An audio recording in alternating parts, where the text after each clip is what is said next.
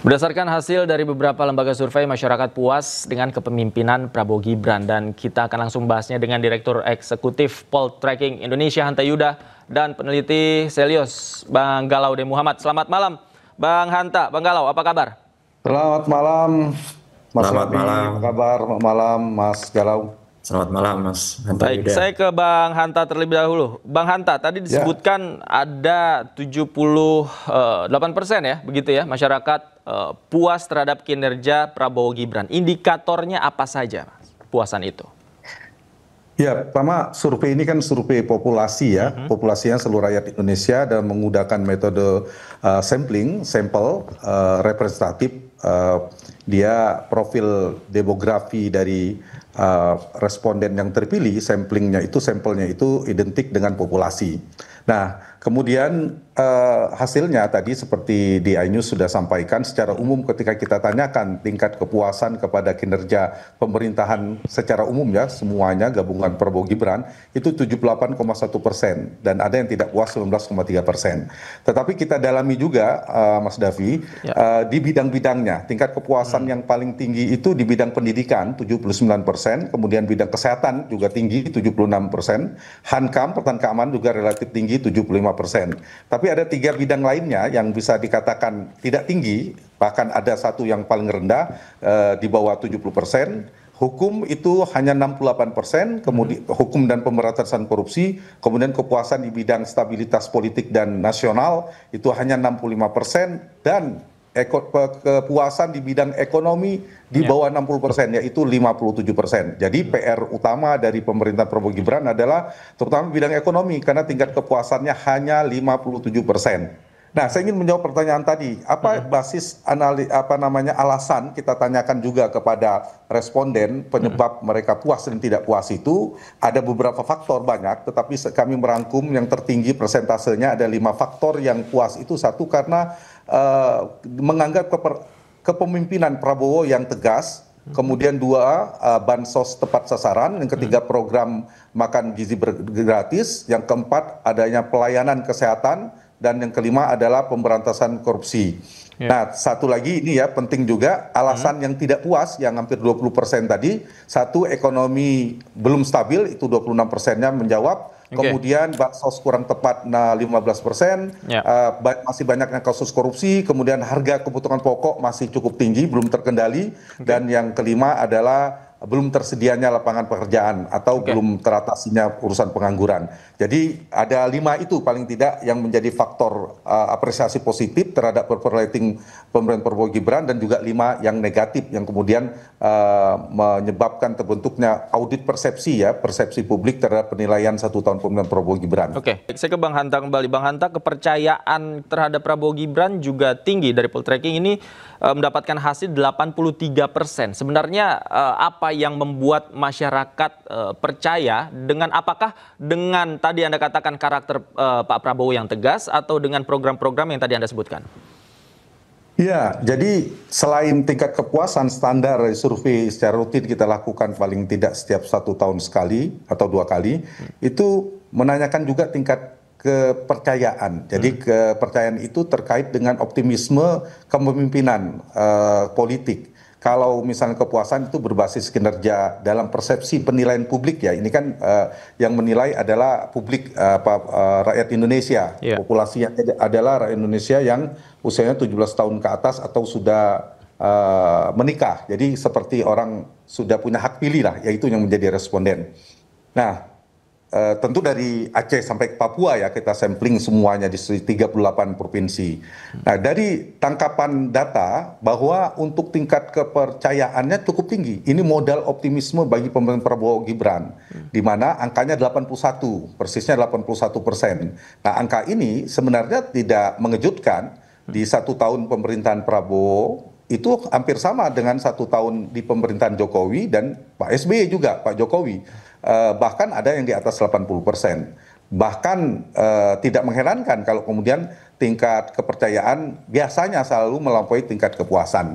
Nah, kalau saya ditanya apa kira-kira yang membuat sentimen positif lah, penilaian positif, memang ada beberapa program populis yang kami rekam yang kemudian ditanyakan kepada responden, itu manfaat atau program prioritas apa saja yang tepat sasaran. Kami mengistilahkannya program populis yang dimiliki. Satu, MBG tadi, kemudian adalah bantuan subsidi upah. Itu yang dianggap positif. Kemudian kartu Indonesia Sehat, kartu Indonesia Pintar, dan pelayanan kesehatan gratis. Itu barangkali analisa saya ya, yang kalau dirangkum dari data berdasarkan opini penilaian persepsi publik tadi, yang salah satu penyumbang utama dari persepsi positif tadi. Tapi jangan lupa, Mas Davi, ada catatan kritis juga bagi pemerintahan ini, saya kira di bidang ekonomi juga sebenarnya adalah karena angkanya kepuasannya ada 57%. Kalau dibandingkan dengan bidang-bidang lain, kondisi ekonomi itu relatif jelek, jarang. Kita melakukan survei sudah berapa kali, saya kira sejak era Pak SBY, Pak Jokowi, memang paling sulit kepuasan di bidang ekonomi. Hampir tidak pernah, seingat saya, kepuasan di atas 70% khusus ekonomi. Tapi ini termasuk terbilang rendah karena berada di bawah 60%. Nah, karena itulah PR-nya adalah bagaimana meningkatkan bidang ekonomi ini, isu tentang lapangan pekerjaan dan stabilitas harga pokok itu menjadi penting ya, rekomendasi dari survei ini kepada pemerintah setelah kita rekam dari persepsi publik. Iya, bicara soal kepemimpinan, Selyos juga mengukur ya kualitas kepemimpinan daripada para pejabat publik. Hasilnya seperti apa, Mas Galau? Baik, jadi berdasarkan survei panelis gitu ya, expert judgment yang kita lakukan, itu kemudian keluar bahwa kualitas kepemimpinan masih sangat jauh di bawah ekspektasi. Sekitar 64% itu responden ahli menilai kepemimpinan masih buruk dan sangat buruk gitu ya.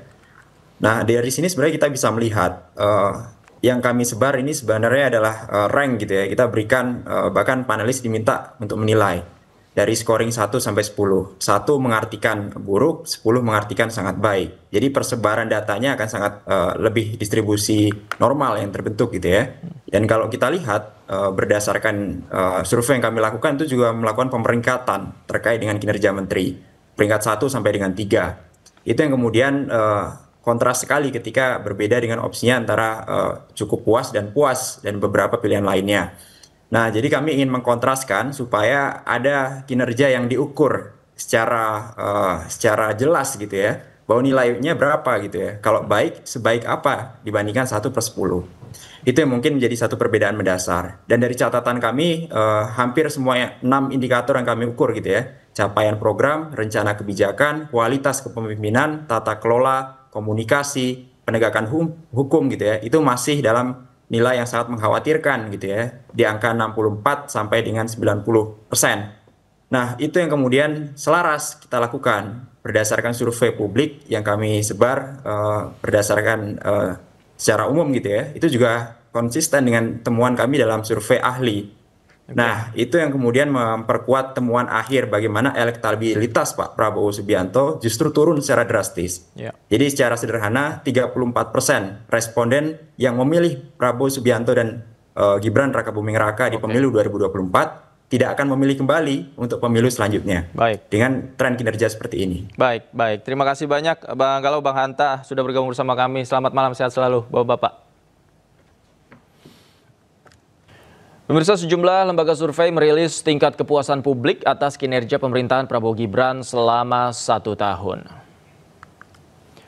Lembaga survei Poltreking mengukur tingkat kepuasan masyarakat atas kinerja pemerintahan Prabowo Gibran. Hasilnya, ada 78,3% responden mengaku puas atas pemerintahan Prabowo Gibran. Hanya 19,2% responden yang tidak puas, sementara 2,5% menyatakan tidak tahu.